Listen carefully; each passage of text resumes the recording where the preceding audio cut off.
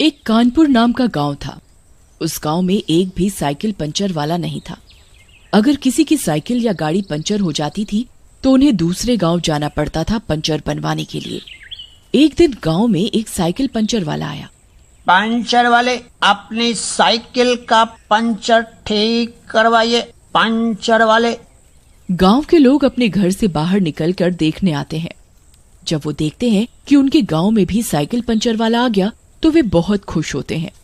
अरे देखो, अब हमारे गांव में भी साइकिल पंचर वाला आ गया। अब हमें दूसरे गांव नहीं जाना पड़ेगा साइकिल पंचर बनवाने। मैंने पास में ही अपनी दुकान खोली है साइकिल पंचर ठीक करने की। जब भी कोई पंचर हो मेरे पास आ जाना। साइकिल पंचर वाले की दुकान में गांव के लोग अपनी साइकिल पंचर ठीक करवाने के लिए आने लगते हैं। उसकी बहुत कमाई होती है। फिर एक दिन कुछ गुंडे आते हैं उसकी दुकान में अपनी गाड़ी पंचर ठीक करवाने के लिए।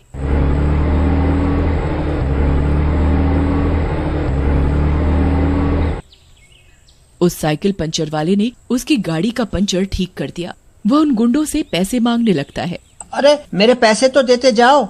उन गुंडों को गुस्सा आने लगता है और वह उस साइकिल पंचर वाले को मार देते हैं और वहां से चले जाते हैं।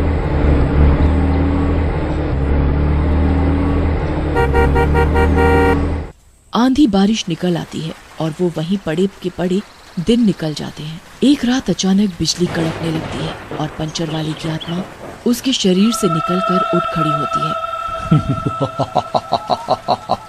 अब मुझे शरीर से छुटकारा मिला है। मैं इतने दिनों तक यहाँ मरा पड़ा रहा पर कोई गांव वाला मुझे देखने तक नहीं आया। अब मैं सबको मजा चखाऊंगा। कुछ साल बाद उसी गांव में एक साइकिल पंचर वाला आता है। वह दिखने में बड़ा अजीब होता है। उसकी शक्ल डरावनी होती है। इस गांव में कोई पंचर वाला नहीं है। अब मैं सबकी मरम्मत करूंगा और खूब पैसे कमाऊंगा। ये सब वह भूत देख रहा होता है। ये अच्छा मौका है। ये तो सोने पे सुहागा हो गया। जो मैंने ढूंढा गली गली वो मुझे मिला इसी गली। फिर वह उस पंचर वाले में घुस जाता है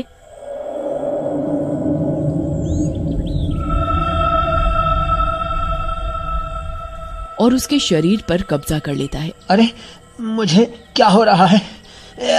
हाय, मेरा शरीर इतना क्यों दुख रहा है? मुझे बहुत तकलीफ हो रही है। कोई है? कोई है? कोई मेरी मदद करो। कोई है? उसकी दर्द भरी आवाज कोई नहीं सुनता और पंचर वाले का भूत उस पर कब्जा पा लेता है। अगले दिन उसकी दुकान में एक गांव वाला पंचर साइकिल लेकर आता है। भाई साहब, जरा ये साइकिल देखना। अचानक ही ठाए बोल गया चलते चलते। पंचर वाला उसे अजीब सी मुस्कान के साथ देखने लगता है और खौफनाक हंसी हंसने लगता है। गांव वाला उसकी अजीब मुस्कुराहट और आंखें देखकर डर जाता है। पर अगले गांव तक कोई पंचर वाला भी नहीं था, इसलिए मजबूरी को देखते हुए हिम्मत बनाकर चुपचाप खड़ा रहता है। अब भैया साइकिल है, टायर है, पंचर तो हो ही जाता है। कोई लोहा तो है नहीं, लाओ अभी बना देते हैं। पंचर वाला साइकिल का टायर खोलता है, देखभाल के पंचर बना देता है। भैया जरा हवा भी भर दो, वरना बार बार कहाँ ढूंढेंगे दुकान को। पंचर वाला तो इसी ताक में होता है। अरे तुम चिंता काहे करते हो? एकदम लल्लन टॉप करके भेजेंगे तुम्हें। रुक जाओ थोड़ा। पंचर वाला भूत टायर उठाता है और उसमें जादुई हवा भर देता है।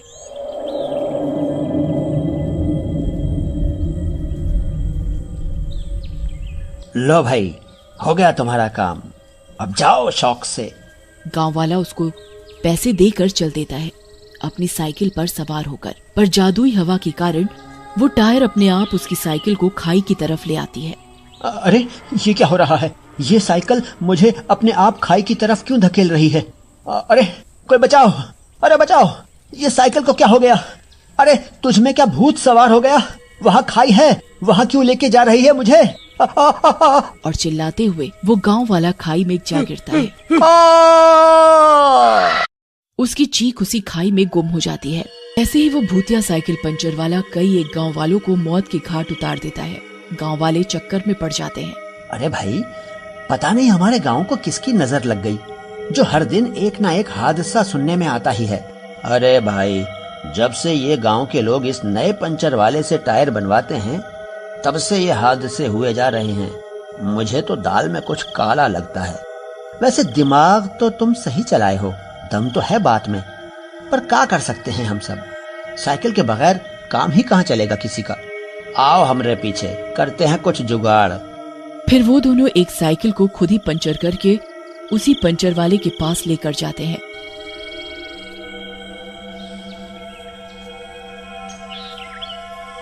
भैया, जरा साइकिल तो देखो, क्या हुआ है। भूतिया पंचर वाला अजीब सी हंसी के साथ उसे देखता है और टायर बनाकर जादुई हवा भरने लगता है।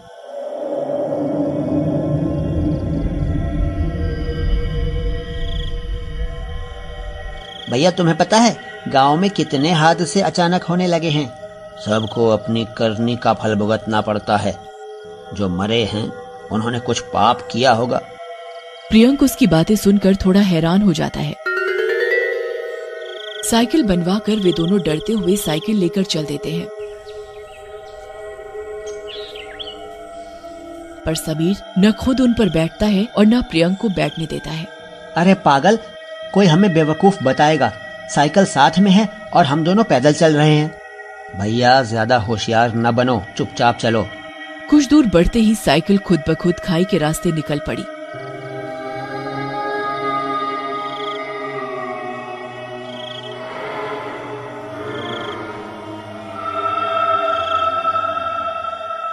अरे, ये साइकिल कहाँ जा रही है? अरे प्रियंक, ये तू कर रहा है क्या? भाई डरा मत, क्या बकवास कर रहा है? साइकिल अपने आप कैसे चलेगी? और देखते ही देखते साइकिल अपने आप चलते चलते खाई की तरफ गई और उसी में गिर गई। ये सब देखकर वे दोनों थर थर कांपने लगे।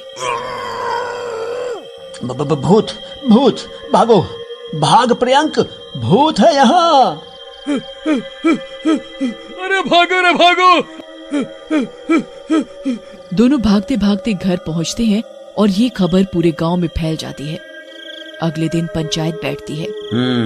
तो बताओ क्या मसला है? बात यह है कि पंचर वाला सबकी साइकिल में कुछ ऐसा करता है कि साइकिल खुद से खाई की तरफ जाती है, जिससे लोगों की मौत हो रही है। हम बच गए क्योंकि हम साइकिल पर बैठे ही नहीं थे, वरना हम अपनी आप बीती सुनाने के लिए जिंदा ही नहीं बचते। ये सब सुनकर सारे गांव वाले गुस्से में आ जाते हैं। रमेश, तुम कुछ गांव वालों को इकट्ठा करो, हमें अभी जाना होगा। फिर वह गांव वाले और लाठियां लेकर हमला करने निकल पड़ते हैं।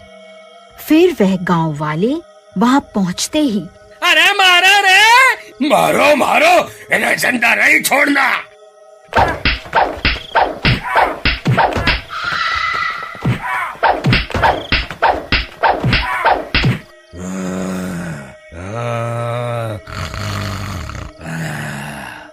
तो तू ये सब कर रहा है? आतंक फैलाया तूने और हम भगवान को कोस रहे हैं इतने दिनों से। गांव वालों का गुस्सा देखकर भूत समझ जाता है कि इन्हें सब पता चल गया है, तो वह भूत अपने असली रूप में आ जाता है। तुम सबको अपनी मौत का दुख है, हैं? और जब मैं मरा पड़ा था तब कोई झांकने भी नहीं आया। अब मैं तुम सबको मार दूंगा। भूत सबको उठा उठा कर पटकने लगता है। अरे भागो रे, सब लोग अपनी अपनी जान बचाकर भागो। खूंखार रूप में हलचल मचा देता है वहाँ। गांव वाले भी गुस्से में भरे होते हैं और लाठियां चलाना शुरू कर देते हैं।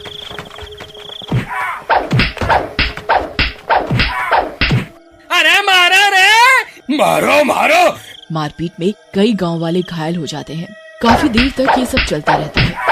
अब तक भूत भी समझ चुका होता है कि गांव वाले बेहद गुस्से में हैं और उसकी दाल वहाँ नहीं गलने वाली। वह वहाँ से दुम दबाकर भाग जाता है। सानिया ने अभी अभी अपना स्कूल खत्म किया था और वो कॉलेज में पढ़ने आई थी। उसका कॉलेज उसके घर से काफी दूर था, इसलिए उसने एक हॉस्टल में कमरा ले लिया था। सानिया के मम्मी पापा उसे हॉस्टल छोड़ने आए थे। बेटा, अपना ख्याल रखना और ध्यान रहे कोई भी परेशानी हो तो हमें तुरंत ही कॉल करना। बाकी यहाँ की वार्डन से मैंने बात कर ली है, वो भी तुम्हारा ख्याल रखेंगी। और हाँ सानिया, रात को तू अपने कमरे की लाइट जला लेना, तुझे अंधेरे से डर लगता है ना? अरे मम्मी, आप बिल्कुल भी फिक्र मत करिए, अब मैं बड़ी हो गई हूँ ना, अब मुझे अंधेरे से डर भी नहीं लगता है। सानिया के मम्मी पापा उसे उसके कमरे में छोड़कर चले जाते हैं। सानिया थोड़ी देर तक अपना कमरा सेट करती रही और फिर अपने बेड पर लेट गई। मैंने मम्मी से कह तो दिया कि मुझे अब डर नहीं लगता और मैं बड़ी हो गई हूँ, लेकिन सच तो यही है कि मुझे यहाँ पर लाइट जलाकर ही सोना होगा। कितना बड़ा हॉस्टल है ये और कितना सुनसान भी है। मेरे फ्लोर पर तो केवल 4 ही कमरे हैं जो कितने दूर दूर हैं। भला ऐसे में किसी को कैसे डर ना लगे। सानिया अपने कमरे से बाहर निकलकर आसपास के कमरे देखने लगती है। ये सारे कमरे तो इतने दूर दूर हैं, बस ये एक ही कमरा मेरे कमरे के ठीक सामने है। काश यहाँ कोई अच्छी लड़की रहने आ जाए तो मैं उससे दोस्ती कर लूंगी, फिर हम साथ साथ ही सोएंगे तो मुझे डर भी नहीं लगेगा। सानिया खुद से बातें करती करती अपने कमरे में चली जाती है और सो जाती है। अगले दिन से सानिया नियम से उठकर कॉलेज जाने लगती है। 1 हफ्ता बीत गया था और उसके फ्लोर के सब कमरे भर चुके थे, सिवाय उसके ठीक सामने वाले कमरे के। एक दिन वो वार्डन के पास जाती है और उससे पूछती है, मैडम, मेरी फ्लोर के सभी कमरे तो भर चुके हैं, लेकिन मेरे सामने वाले कमरे में कोई रहने क्यों नहीं आया? सानिया की बात सुनकर वार्डन थोड़ा घबरा जाती है। ओह, दरअसल वो कमरा स्टोर रूम में है, वहां कोई रहने नहीं आएगा, वो खाली ही रहेगा। सानिया वार्डन की बात सुनकर उदास हो जाती है और वापस अपने कमरे में चली जाती है। ऐसे ही 2-3 दिन और बीत जाते हैं और एक दिन सानिया अपने कमरे में पढ़ रही थी। रात काफी हो चुकी थी और सभी कमरों की लाइट्स बंद हो चुकी थी, लेकिन जब सानिया की नजर बाहर बरामदे पर जाती है तब वो देखती है कि सामने वाले कमरे की लाइट जल रही थी। अरे ये क्या, इस कमरे की लाइट जल रही है? लगता है कि यहाँ पर कोई नई लड़की रहने आ गई है। चलो अच्छा है, आखिरकार अब मैं अकेली नहीं हूँ, जरा जाकर देखूं तो कि कौन रहने आया है। सानिया सामने वाले कमरे में जाकर दरवाजा खटखटाती है। अंदर से एक लड़की बाहर आती है। कौन हो तुम? मैं तो वो सामने वाले कमरे में रहती हूँ। वो वार्डन ने बताया था कि ये कमरा स्टोर रूम, पर जब मैंने यहाँ की लाइट्स जलती देखी तो मुझे लगा कि शायद यहाँ भी कोई रहने लगा क्या। हाँ, मैं तो यहाँ पर काफी समय से रह रही हूँ। क्या? ओ, शायद तुम ये कहना चाहती हो कि जब ये कमरा स्टोर रूम नहीं था तब तुम यहाँ रहती होगी और अब तुम वापस यहाँ रहने आ गई, है ना? यही बात है ना? पर वो लड़की सानिया की बात का कोई जवाब नहीं देती है और उसे घूरने लगती है। ओह हाँ, वैसे तुम भी अपने कमरे में अकेली रहती हो ना? मैं भी अकेले ही रहती हूँ। अगर तुम्हें अंधेरे से डर लगता हो तो तुम आकर मेरे कमरे में रुक सकती हो और सो सकती हो। उससे मुझे अरे मेरा मतलब तुम्हें डर नहीं लगेगा। मुझे अंधेरे से बिल्कुल डर नहीं लगता, पर अगर तुम्हें लगता है तो तुम मेरे कमरे में आ जाओ, हम साथ में सो जाएंगे। क्या सच में? मैं आ सकती हूँ? ठीक है, रुको, मैं अभी अपना सामान लेकर आती हूँ। सानिया अपने कमरे में जाती है और अपने तकिया और कंबल लेकर उस लड़की के कमरे में जाने लगती है। सानिया को उस कमरे में जाते हुए एक लड़की देख लेती है। उस लड़की का नाम अंजलि था। अंजलि का कमरा भी हॉस्टल के उसी फ्लोर पर था और वो और सानिया अच्छे दोस्त भी थे। अरे ये सानिया वो स्टोर रूम में क्यों जा रही है भला? वार्डन ने तो कहा था उस कमरे में कोई नहीं रहता और वो स्टोर रूम में। सानिया, सानिया रुको, कहाँ जा रही हो? अंजलि सानिया को बुलाने की कोशिश करती है, पर तब तक सानिया अंदर जा चुकी थी। अंजलि उस कमरे के बाहर जाकर देखती है तो कमरे का दरवाजा अंदर से बंद हो चुका था। ये क्या, ये कहीं जाम तो नहीं हो गया? मुझे तो सानिया की चिंता हो रही है, अभी जाकर वार्डन से बात करती हूँ। अंजलि वार्डन को बुलाने चली जाती है और वहां सानिया कमरे के अंदर चली गई थी। अब उस कमरे में सिर्फ सानिया और वो लड़की थी। तुम्हारा कमरा तो बिल्कुल मेरे कमरे जैसा ही है अंदर से। इस हॉस्टल के सभी कमरे एक जैसे ही दिखते हैं। ओ ऐसा क्या? वो मैं सब कमरों में नहीं गई ना, तुम गई हो क्या? सानिया उस लड़की से ये सवाल पूछ ही रही थी कि वहीं पर एक बूढ़ी चुड़ैल आ जाती है। सानिया उसे देखकर जोर से चिल्लाती है, आप बचाओ, सुनो सुनो, तुम्हारे पीछे एक बूढ़ी चुड़ैल खड़ी है। तभी वो लड़की जोर जोर से हंसने लगती है और वो भी एक चुड़ैल में बदल जाती है। मैं भी चुड़ैल ही हूँ और ये बूढ़ी चुड़ैल मेरी माँ है। क्या तुम दोनों चुड़ैल हो? अब मैं क्या करूं? बाहर कैसे निकलो यहाँ से? मुझे तो कुछ समझ ही नहीं आ रहा। अरे भला बाहर क्यों निकलना है? अभी अभी तो तुम यहाँ आई हो और तो और अभी तुम्हें हमारा एक काम? क्या काम? नहीं, प्लीज मुझे बाहर जाने दो, मुझे किसी का कोई काम नहीं करना, जाने दो मुझे। तभी वो बूढ़ी चुड़ैल सानिया से प्यार से कहती है, देखो बेटा, हम 1 साल से यहाँ कैद हैं, जबकि हमने कुछ गलत काम किया भी नहीं। वो जो तुम्हारी वार्डन है ना, उसने ही हमें मारकर हमारी आत्माओं को यहाँ इस कमरे में कैद कर दिया है। हम यहाँ से बाहर भी नहीं जा सकते। हमें उस वार्डन से बदला लेना है, फिर हम आजाद हो जाएंगे और हमारी आत्मा को भी शांति मिल जाएगी। तो इसमें मैं क्या कर सकती हूँ भला? तुम तो हमारे लिए बहुत कुछ कर सकती हो, बस तुम हम दोनों को अपने शरीर में घुसने दो, फिर हम दोनों तुम्हारे शरीर के जरिए इस कमरे से बाहर निकल पाएंगे और तुमको भी छोड़ देंगे, ठीक है ना? सानिया ये सुनकर कुछ सोचने लगती है कि तभी वो बूढ़ी चुड़ैल कहती है, ज्यादा सोचने की जरूरत नहीं, हाँ कर दो हमें, तभी हम तुम्हें जाने देंगे। ठीक है, आओ तुम दोनों मेरे अंदर आ जाओ। ये सुनकर बूढ़ी चुड़ैल और लड़की की माँ जोर जोर से हंसने लगती है और वो दोनों सानिया के अंदर घुस जाती हैं। उधर अंजलि ने जाकर वार्डन को सब कुछ बता दिया था और वो दोनों उसी कमरे के बाहर दरवाजे को खोलने की कोशिश कर रही थी। पता नहीं ये सानिया अंदर क्यों गई, अंदर तो कोई भी नहीं है सिवाय उन दोनों दुष्ट आत्माओं के। क्या आत्मा? ये क्या कह रही है मैम आप? हाँ, इस कमरे के अंदर 2 दुष्ट चुड़ैलें कैद हैं। उनमें से एक बूढ़ी चुड़ैल है जो कि पहले यहाँ पर वार्डन हुआ करती थी और दूसरी है उसकी बेटी। ये कमरा पहले उन्हीं का था। वो दोनों काला जादू करते पकड़ी गई थी और कॉलेज ने उन्हें पुलिस में देने की धमकी दी थी। पुलिस से बचने के लिए उन दोनों ने इसी कमरे में खुदकुशी कर ली और तब से उनकी आत्मा यहीं पर कैद है। ये तो बहुत चिंता की बात है मैम, अब हम क्या करेंगे? हमें उन्हें किसी भी तरह रोकना होगा क्योंकि वो दोनों बहुत ज्यादा चालाक और खतरनाक है। अगर यहाँ से वो दोनों बाहर निकल गई तो वो इस हॉस्टल में मौजूद सभी को मार देंगी। पर मैडम, सानिया तो अंदर बंद है, हमें जल्दी कुछ करना होगा और उसे सुरक्षित बाहर निकालना होगा। अंजलि और वार्डन आपस में बात कर ही रहे थे कि तभी वो दरवाजा अपने आप खुल जाता है और सानिया बाहर आ जाती है। सानिया तुम ठीक तो हो ना?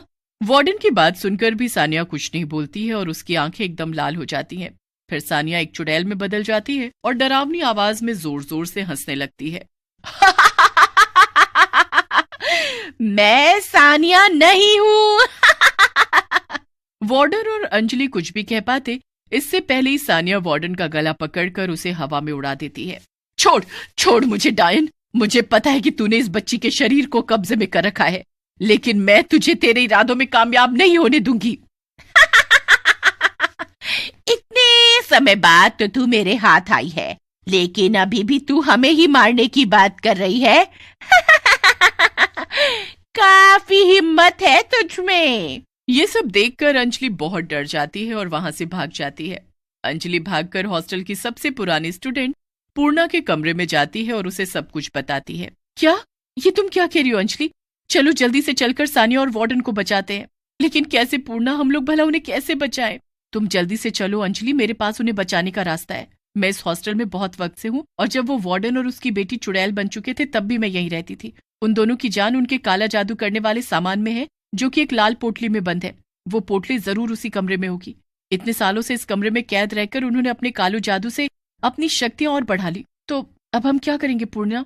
अंजलि, तुम वार्डन को छुड़ाने की कोशिश करना और पीछे से मैं छुपते हुए कमरे के अंदर चली जाऊंगी। बस एक बार मैं कमरे में चली जाऊं तो उस पोटली को आग लगा दूंगी, उसके बाद सब ठीक हो जाएगा। इसके बाद पूर्णा और अंजलि दोनों फिर से सानिया और वार्डन के पास जाती हैं। सानिया ने अभी भी वार्डन की गर्दन बहुत तेजी से पकड़ रखी थी। अंजलि जाकर वार्डन का गला छुड़ाने की कोशिश करने लगती है और पीछे से पूर्णा कमरे में घुस जाती है। तू फिर से आ गई मरने के लिए। चल कोई बात नहीं, मरना तो तुम सबको ही था। अच्छा हुआ तू खुद ही आ गई। कोई बात नहीं, मैं तुझे भी अभी ही मार दूंगी। इतना कहकर सोनिया ने एक हाथ से अंजलि की गर्दन पकड़ ली और दूसरे हाथ से वार्डन की। पीछे से पूर्णा ने कमरे में वो लाल पोटली ढूंढ ली जिसमें दोनों चुड़ैलों का सारा सामान रखा हुआ था। पूर्णा ने बिना देर किए उस पोटली को आग लगा दी। जैसे ही पोटली में आग लगी, बाहर दोनों चुड़ैल सानिया के शरीर से बाहर आ गई। सानिया तुम ठीक तो हो ना? सानिया तुरंत बेहोश हो गई और दोनों चुड़ैलें जलकर राख हो गई।